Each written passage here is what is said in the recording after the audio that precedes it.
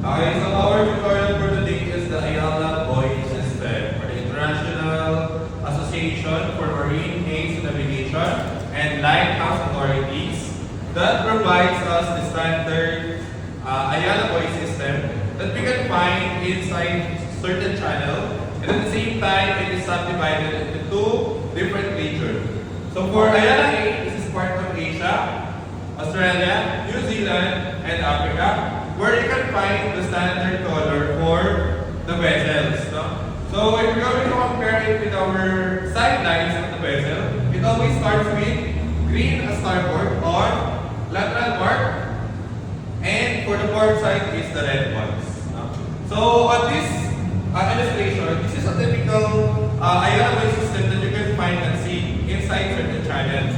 So as again, the first thing and the first buoy that you need to know is the safe water mark. So ito po yung safe water mark, guys. Ayan siya.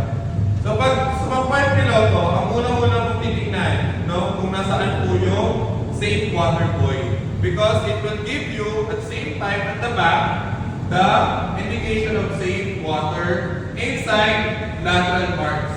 So ito, guys, these are lateral marks, yung red and green buoy. So at the center, this is the safe water. Okay? So ang purpose po nito is to guide vessel going inside certain port, insert certain ports with the pilots. No? So pag daw tayo pupunta dito, kasi may mga hazard po dyan, lagi na po tayo sa gitna, no? We always follow the lead of pilots. So for this flow, ito naman po yung cardinal marks. So this is the cardinal marks. It points where is the safe water. So ganyan po siya, no?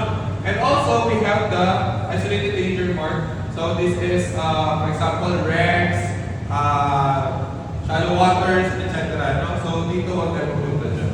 Okay? So we go to region B. So for the region B, this is the part of Americas, North, South, West, East Americas, Philippines, and Korea. Okay? Or, ayan po. So, for the region B, makikita po natin that it points out the different side of the channel. No? So, ito naman po siya. The standard is the red one is on the starboard side. Okay? Ito siya. Tapos po, yung port side is the green one. So, the same application with the region A. The rest, this is the only difference, yung lateral mark. No? So still, this is the region B. So I look forward na marami po tayo tutunan with the Ayala Buoy system.